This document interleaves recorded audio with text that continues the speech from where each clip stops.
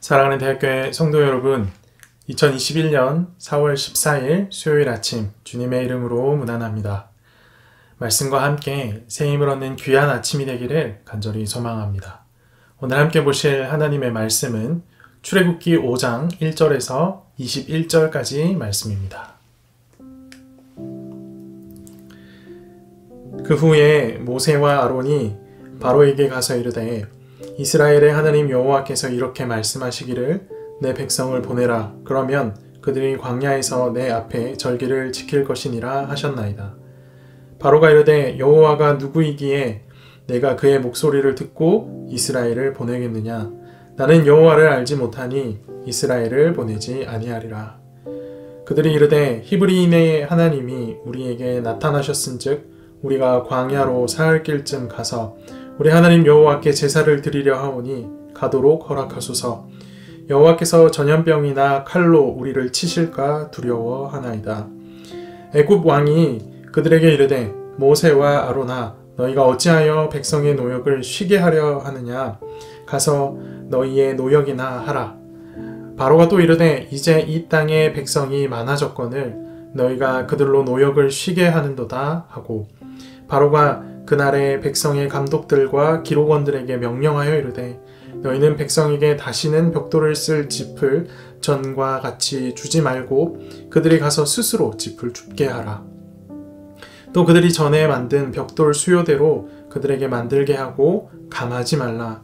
그들이 게으름으로 소리질러 이르기를 우리가 가서 우리 하나님께 제사를 드리자 하나니 그 사람들의 노동을 무겁게 함으로 수고롭게 하여 그들로 거짓말을 듣지 않게 하라. 백성의 감독들과 기록원들이 나가서 백성에게 말하여 이르되 바로가 이렇게 말하기를 내가 너희에게 짚을 주지 아니하리니 너희는 짚을 찾을 곳으로 가서 주우라. 그러나 너희 일은 조금도 감하지 아니하리라 하셨느니라.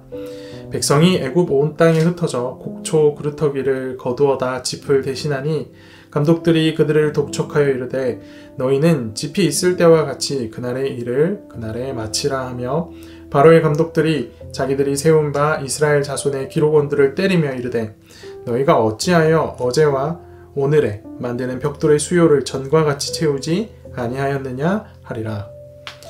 이스라엘 자손의 기록원들이 가서 바로에게 호소하여 이르되 왕은 어찌하여 당신의 종들에게 이같이 하시나이까. 당신의 종들에게 짚을 주지 아니하고 그들이 우리에게 벽돌을 만들라 하나이다. 당신의 종들이 매를 맞사오니 이는 당신의 백성의 죄니이다. 바로가 이르되 너희가 게으르다 게으르다. 그러므로 너희가 이르기를 우리가 가서 여호와께 제사를 드리자 하는도다. 이제 가서 일하라. 짚은 너희에게 주지 않을지라도 벽돌은 너희가 수량대로 바칠지니라. 기록하는 일을 맡은 이스라엘 자손들이 너희가 매일 만드는 벽돌을 조금도 감하지 못하리라 함을 듣고 화가 몸에 미친 줄 알고 그들이 바로를 떠나 나올 때에 모세와 아론이 길에 서 있는 것을 보고 그들에게 이르되 너희가 우리를 바로의 눈과 그의 신하의 눈에 미운 것이 되게 하고 그들의 손에 칼을 주어 우리를 죽이게 하는도다. 여호와는 너희를 살피시고 판단하시기를 원하노라. 모세와 아론이 하나님의 말씀을 전하기 위해 바로를 찾아갑니다. 그리고 하나님께서 지시하신 대로 절기를 지키기 위해 이스라엘 백성을 보내달라라고 바로에게 요청합니다. 여기서 절기는 우리가 익히 알고 있는 이스라엘의 고유 명절이 아닙니다. 6월절과 7절절을 비롯한 절기법은 레위기 23장에 가서야 마련되지요. 따라서 여기서 말하는 절기는 단회적인 예배와 축제를 의미합니다. 모세의 요청에 바로는 여호와를 모른다라고 말하면서 이스라엘을 보내지 않겠다라고 답변합니다. 그런데 바로가 자신이 다스리는 민족의 신을 모르는 리가 없지 않습니까? 자기가 노예로 다스리는 민족인데 바로는 여호와에 대해서 무지한 것이 아니라 여호와를 무시하고 있는 것입니다. 하지만 모세와 아론은 포기하지 않고 다시금 바로에게 말합니다. 이 절기를 지키는 일은 하나님이 그들에게 나타나서 명령하셨으니 반드시 행해야 한다 라고 말합니다. 모세는 절기를 지키러 나가는 길이 사흘길 여행이다 라고 바로에게 말합니다. 이게 별거 아닌 것 같지만 사실은 전략적인 표현이었습니다. 사흘길은 상당히 먼 길에 대한 관용적 표현이며 돌아온다는 기약이 없는 먼 여행임을 암시합니다. 모세의 전략을 알아챈 바로는 단칼에 이 제안을 거절하지요. 그러자 모세는 바로가 허락해주지 않으면 이스라엘 백성에게 재앙이 임할까 두렵다라고 말합니다. 하나님께서 모세에게 이런 말씀을 하신 적이 없지요. 이 또한 바로로부터 허락을 받아내기 위한 모세의 전략이었습니다. 당신의 노동력에 큰 피해가 일어날 수 있다라고 협박 비슷하게 한 것이죠. 그러자 바로는 이 땅 백성이 많아졌는데 그들이 노동을 쉬려 한다고 질책합니다. 여기서 이 땅 백성은 이스라엘 백성을 말하는 것이 아닙니다. 이스라엘 백성이 많아진 것이 이스라엘 백성에게 휴식을 줄 수 없는 근거가 된다. 말의 앞뒤가 안 맞지요. 따라서 이 땅의 백성은 이집트 백성으로 보아야 합니다. 바로는 이집트 인구가 불어나 많은 노동력이 필요한데 이스라엘 노예들을 쉬게 할 수는 없다라고 말한 것입니다. 모세의 협상 전략이 수포로 돌아가자 곧이어 바로의 반격이 시작됩니다. 바로는 노예들을 관장하는 현장 감독들과 기록원들에게 그들의 노동 강도를 더 높이라 라고 명령합니다.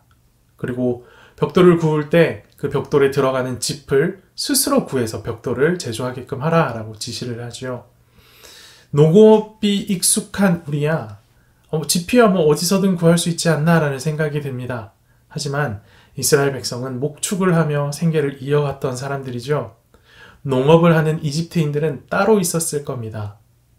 노예였던 이스라엘 백성들이 이집트인이었던 이 농업을 하는 자들에게서 짚을 구한다는 것 결코 쉽지 않은 일이었을 겁니다. 설상가상으로 동일한 양의 1 목표치 벽돌을 만들라는 이 명령까지 이 바로가 내립니다. 필요한 재료도 공급해주지 않으면서 똑같은 양을 만들어라. 사실상 실현 불가능한 명령이었습니다. 그렇다면 바로는 왜 이 불가능한 명령을 내린 것일까요? 여기에 바로 이 바로의 전략이 드러납니다. 노동의 강도를 높여서 노예들의 불만을 의도적으로 고조시킨 다음에 그 책임을 모세와 아론에게 돌리려 한 것입니다. 그리고 이런 바로의 전략이 제대로 먹혀듭니다. 도저히 작업량을 채울 수 없는 상황이 되자 이스라엘의 기록원들이 참지 못하고 바로를 찾아가지요. 저희가 매질을 해가며 작업량을 맞추려고 했지만 도저히 맞출 수 없었습니다. 이제 우리의 잘못을 용서하여 선처를 좀 베풀어 주십시오 라고 읍소합니다. 그러나 바로는 냉정하게 요청을 거부합니다. 그리고 이로 인한 불만이 모세와 아론에게 고스란히 향하게 됩니다. 바로의 의도대로 이스라엘의 기록원들은 이 모든 책임을 모세와 아론에게 돌려버린 것입니다. 그럭저럭 잘 살고 있었던 자신들을 모세와 아론이 공경에 빠뜨렸다라고 비난합니다. 모세와 아론 때문에 파라오의 눈에 미운 털이 박혀서 지금 우리의 삶이 더 어렵게 되었다라는 겁니다. 이스라엘의 기록원들은 눈앞의 고난 때문에 하나님의 약속을 전한 자들을 비난하고 하나님의 약속에서 떠나겠다라고 말합니다. 그런데 이들이 어떤 고백을 했던 자들입니까?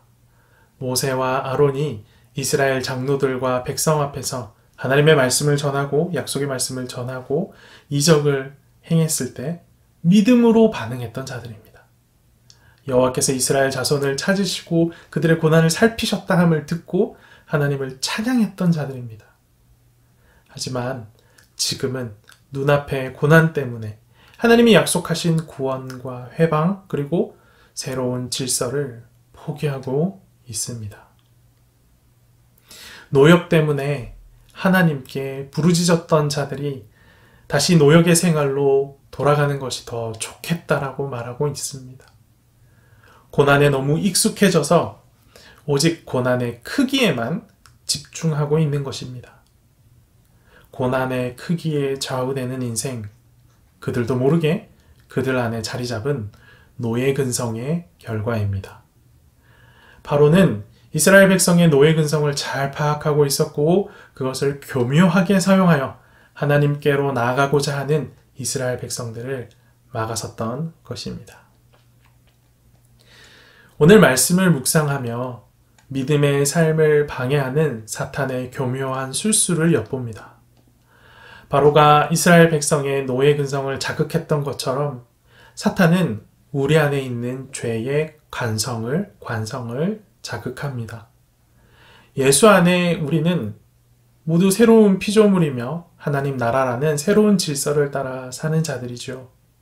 더 이상 죄의 영향력 안에 있을 필요가 없는 자들입니다. 하지만 사탄은 우리 안에 남아있는 옛 질서의 기억, 죄의 관성을 교묘히 자극합니다. 세상의 질서 속에 누렸던 거짓 평안들, 일시적이었던 기쁨들을 추억하게 하고 죄에서 벗어난 기쁨보다 죄와 싸워야 하는 현실이 더 힘들고 괴롭다고 착각하게 만드는 겁니다.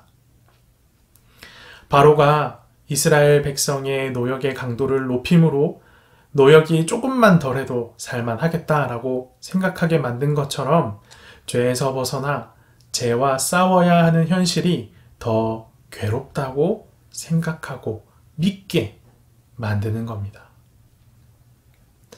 사랑하는 대학교의 성도 여러분, 하나님에게로 보내지 않으려는 사탄의 전략이 이토록 치밀하고 계획적입니다. 우리의 기질과 성질까지 교묘히 사용하는 그런 모습입니다. 하지만 그들이 목표로 하는 것이 무엇인지 또 어떻게 그것을 이루려 하는지 오늘 우리가 분명히 보았으니 그들의 계략에 넘어가지 않을 수 있도록 우리의 마음을 잘 다잡아야 할 것입니다. 말씀과 함께 하나님에게로 가지 못하게 하는 사탄의 전략을 파악했으니 눈앞의 고난, 눈앞의 어려움으로 인해 믿음으로 내린 결정들을 포기하지 않는 대학교의 성도들이 되기를 간절히 소망합니다. 믿음으로 견디어 주께서 약속하신 것이 이루어지는 기쁨을 맛보는 대학교의 성도들이 되기를 간절히 소망합니다. 함께 기도합시다.